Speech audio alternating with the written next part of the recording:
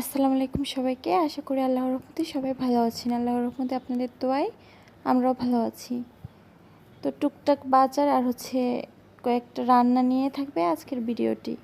তো এখানে আমি বাজারগুলো বের করে নিচ্ছি। এখানে ছিল ডিম, তারপর ছিল বুটের ডাল, তারপর ছিল কলা, তারপর আরেকটা পলিথিনে ছিল এখানে পটল ছিল, তারপর ছিল টমেটো, তারপর ছিল ঢেঁড়স। সবগুলো একটা পলিথিনে ছিল, তো সেজন্য আমি বের করে নিচ্ছিলাম। তো এখানে একটা একটা পটল আমি নিয়ে সবগুলা একসাথে করে রাখছিলাম।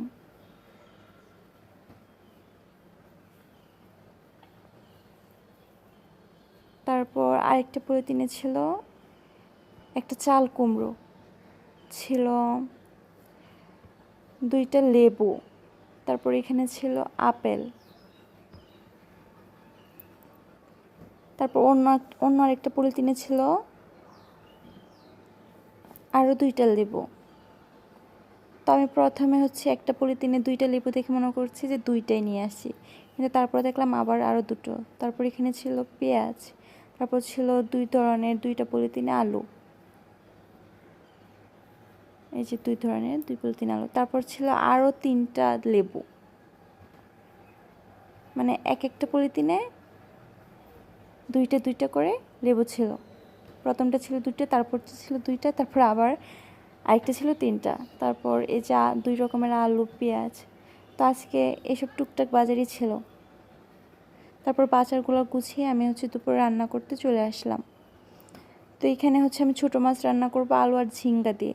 তো আলু ঝিঙ্গাগুলো ভালো করে কেটে এটার উপরে পেঁয়াজ আর কাঁচামরিচ গুঁড়া দিয়ে দিলাম। তারপর আমি হলুদের গুঁড়ো, ধনিয়ার গুঁড়ো, কাঁচামরিচের গুঁড়ো, লবণ গুঁড়ো দিয়ে আমি মানে তেল দিয়ে হাত দিয়ে ভালো করে মেখে নিব। আমরা ছোটো মাছটা রান্না করার সময় মানে সবগুলা সবজি হাতে দিয়ে মেখে তারপর মাছগুলো দিয়ে তারপর আমরা ছোটো মাছ রান্না করি। তো এখানে যে তেল দিয়ে আমি এটা অফ ক্যামেরাতে ভালো করে মাখিয়ে নেব। তো মাখানো শেষ হলে উপরে মাছগুলো দিয়ে হালকা একটু পানি দিয়ে চুলাতে রান্না করে নেব। তারপর এখানে ছিল পুঁই শাক দিয়ে ছোটো চিংড়ি মাছ। এটা আমি আমার জীবনের প্রথম রান্না করলাম, ছোটো চিংড়ি মাছ দিয়ে পুঁই শাক। তো এখানে পুঁই শাক থেকে যেটুকু পানি উঠবে ততটুকু পানি, মানে আর কোনো এক্সট্রা পানি দিব না তরকারিতে। তারপর এখানে ছিল আলু দিয়ে বরবটি ভাজি। তো সবাই ভিডিওটা শেষ পর্যন্ত দেখবেন। আল্লাহ হাফেজ।